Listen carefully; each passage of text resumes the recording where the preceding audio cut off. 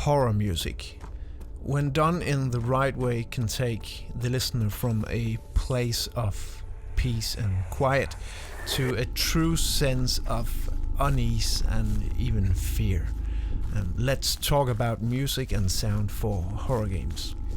While most games are all driven from a mixture of good storytelling and visual graphics, a big part of the gaming experience also comes from the audio and the music department. While the visuals tells most of the story, I like to think that audio and music tells you what to feel during our story. Take this clip for example. While the visuals tells us that we are in a dark, enclosed space, because we don't have any real music reference yet, we don't know how to feel exactly. Which of course sometimes can also be the right direction to go. While we of course already feel different just from the visuals of this, we still need a bit more input to our brain to truly tell it what is actually going on.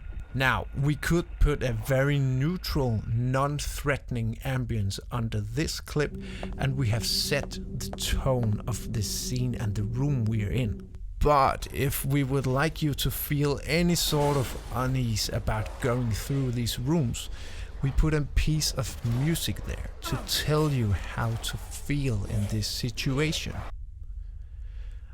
And of course a giant flesh-eating baby.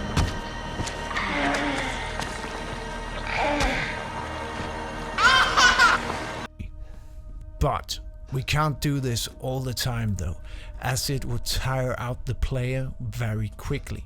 So we have to write and place these pieces of music carefully in key situations. As we have seen with many both new and old titles, horror music can come in the form of big, frightening, bombastic orchestral scores.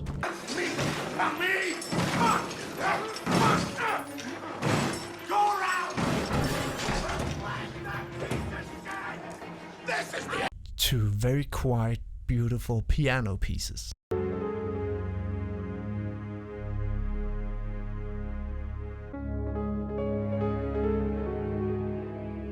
And sometimes even complete silence, which sometimes can have an even scarier effect than actual music. So now the question is, what actually makes horror music horror? Well, it's a sense of being somewhat safe, but with a constant underlying tone of danger around every corner. While this can be achieved with many different kinds of music and instrumentation, it shows through past different successful scores and soundtracks that this is done best with a somewhat organic instrument. Examples of organic instruments could be cellos, violins, bowed guitars that are scraped in different ways, weird percussion, and real recordings of things that are maybe even not meant to be a musical instrument, but can be used in a weird different context where it is sound designed into becoming a musical instrument. Organic instruments and recordings tend to have a real grit and sound to it, which you simply just can't replicate with software instruments. A sense of being real, if you will. And when it comes to horror and the question if something is scary, a software instrument just doesn't have the same effect on our brain as a real instrument recording does. For something to sound and feel real, our brain needs to hear something that is as close to the real world outside of the game as possible. Something our subconsciousness can connect to real life. That is what creates that feeling of unease when playing. This is why sound designers will spend never-ending hours recording real sounds and ambiences, and composers will spend huge budgets on real orchestras and creating their own weird organic instruments and recording their own samples. Because if it doesn't sound real, it won't feel real. Do please note though that while we need to stay somewhat organic, some of the real horror magic starts when you take your organic samples and start twisting knobs and mangle the sounds and recordings into something unique and truly terrifying.